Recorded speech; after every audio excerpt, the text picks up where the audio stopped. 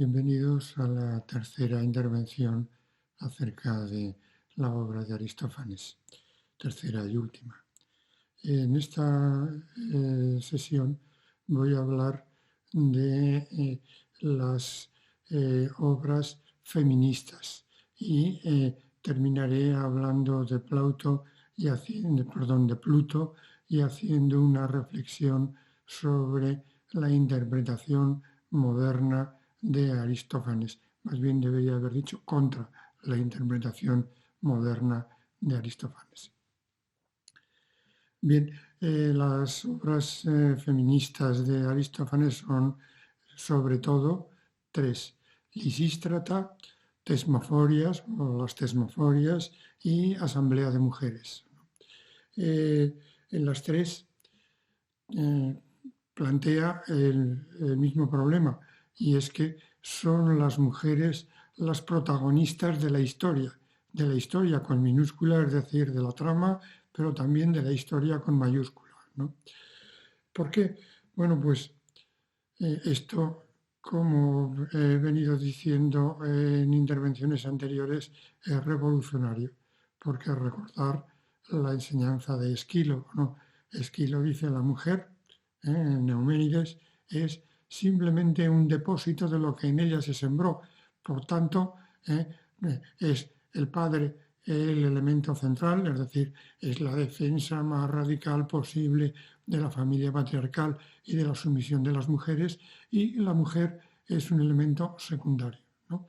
Que debe estar, como pensaban los griegos, encerrada en casa, y como vemos en el Económico de Jenofonte y también en obras de Aristófanes, por ejemplo, en Lisístrata, pues no debe ocuparse de otra cosa que de la economía del hogar, ¿no?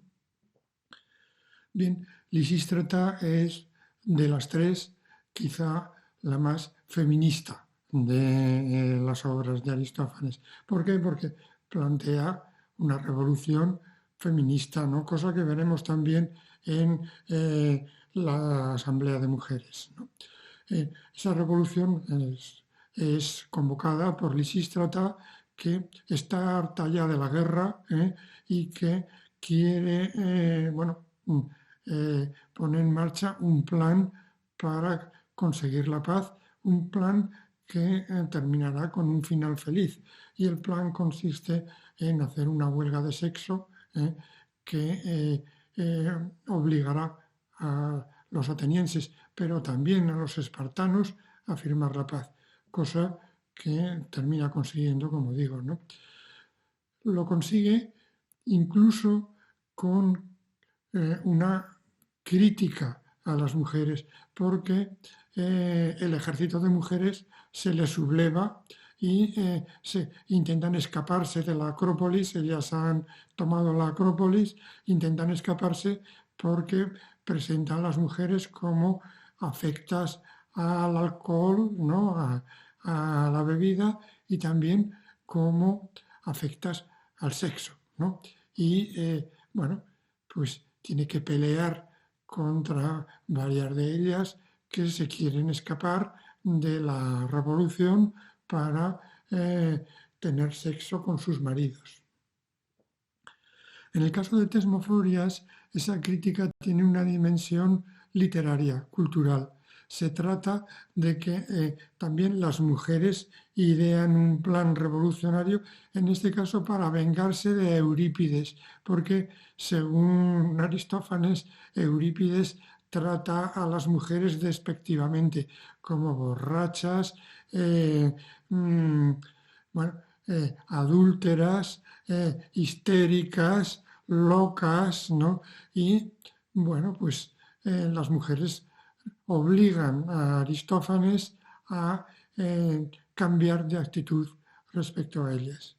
Y en el caso de Asamblea de Mujeres, pues se trata también de una utopía revolucionaria, y es que las mujeres exigen nada más y nada menos que el poder, y los hombres pues se asustan, e intentan oponerse a esta revolución femenina y fracasan. Y en esta obra tiene una dimensión sobre todo utópica. Esa utopía se expresa en el banquete final.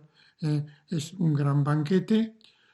Se ha criticado esta obra como reaccionaria porque se dice que es protocomunista, porque una de las cosas que intentan, o lo primero que intentan imponer las mujeres, es precisamente el reparto de la riqueza, y la creación de una riqueza común de la que en la que se va a basar ese gran banquete.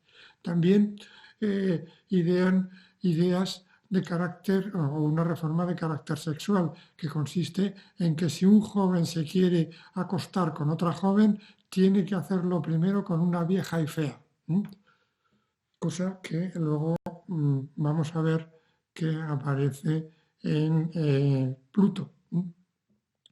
Bueno, el resultado de esto es una propuesta de un mundo igualitario y de un mundo en el que también los que han visto en la Asamblea de Mujeres una dimensión utópica han dicho es que esto es un mundo al revés y de hecho pues termina como el carnaval con una gran fiesta. La última obra a la que me voy a referir es precisamente la última obra de Aristófanes. Se dice que la terminó su hijo porque creo que se representó en el 386 o 89, cuando ya Aristófanes estaba muy anciano o quizá muerto, ¿no? Y bueno, en Pluto lo que vemos también es un regreso a la utopía, porque algo que tenía que haber advertido de estas obras feministas es que en ellas hay un aspecto que ha conllevado críticas razonables a Aristófanes y es un ascenso de la obscenidad que no se da en obras anteriores, en las obras culturales y en las obras políticas que fueron las primeras, ¿no? En esta obra, Pluto lo que se plantea justamente es la necesidad de repartir igualitariamente la riqueza. Un grupo de revolucionarios conciben un plan para repartir igualitariamente la riqueza, que consiste en lo siguiente. Dicen, bueno, el responsable del reparto desigual es Plutón. ¿Por qué? Pues porque es el dios de los infiernos. En los infiernos reina la oscuridad, Plutón es ciego y reparte la riqueza injustamente. A unos les da mucho, a otros les da poco y en general pues la reparte de forma injusta. De forma que estos revolucionarios lo que hacen es asaltar a Plutón. En la obra se llama Plutón o el dinero, o la riqueza. Y lo operan en un templo, lo operan de la vista. Y Plutón recupera la vista y reparte la riqueza de forma igualitaria. Esto da igual a protestas. Protestas que los propios revolucionarios en un caso determinado estiman justa, ¿no? Y es que aparece una mujer vieja y fea que tenía un amante joven y guapo al que le pagaba por el sexo y se queja de que ahora el amante ya no quiere tener trato con ella porque no necesita su dinero. Y bueno, pues los revolucionarios dictan que el antiguo amante tiene que volver con ella, ¿no? Es la escena que se parece a la escena de las tesmoforias, de la Asamblea de Mujeres. Bueno, pues tiene finalmente un debate simbólico en el que en ese debate se llega a la conclusión de que la desigualdad es positiva. ¿Por qué? Porque el mundo se mueve por la desigualdad, porque los pobres tienen que espabilarse para poder vivir y bueno, pues la desigualdad tiene un aspecto progresivo. Esto es un gran acierto. Si interpretamos nosotros esto en clave actual, pues habría que hacer una lectura de Aristófanes como un reaccionario, porque evidentemente la modernidad es el tiempo de la igualdad y de la libertad y se revela contra la injusticia de la desigualdad.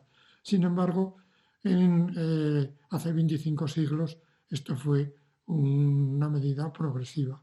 El gran progreso de las sociedades abiertas, de las sociedades históricas, se basa precisamente en la desigualdad. Tenemos que tener en cuenta que a partir de 1800 esto da un giro radical. Y da un giro radical porque el mundo ha llegado a un nivel de desarrollo científico, técnico y económico y cultural que permite la igualdad. Igualdad de géneros, pero también igualdad social, económica e igualdad política. ¿Qué conclusiones podemos sacar de este repaso apresurado y esquemático que hemos hecho de la obra de Aristófanes? Pues vamos a sacar una conclusión hermenéutica, ¿no?, que es una de las claves, si no la clave, de este curso improvisado sobre estética de la antigüedad, ¿no? Y esas conclusiones apuntan a una crítica de la lectura moderna, que es sobre todo una lectura erudita. Esa lectura erudita se basa en una interpretación literal, y esa interpretación literal carece de la metodología hermenéutica necesaria para comprender un fenómeno cultural de gran calado que tiene lugar hace 25 siglos o casi 25 siglos, ¿no? Y ese fenómeno cultural es lo que hemos llamado la querella entre antiguos y modernos. Esa ausencia de metodología hermenéutica lo que hace es utilizar un voluntarismo para suplir sus deficiencias hermenéuticas. ¿Y en qué consisten esas deficiencias? Pues consisten en tratar las obras de hace 25 siglos del tránsito del mundo de las tradiciones al mundo histórico como si fueran obras actuales. Es decir, interpretarlas como interpretamos hoy la cultura actual, en clave política, reaccionarios, progresistas, contrarrevolucionarios y revolucionarios. Es decir, interpretar el mundo de Aristófanes como interpretamos hoy el mundo de los vivos, con los parámetros actuales. Es necesario para comprender a Aristófanes plantearnos la gran evolución cultural y social de la humanidad.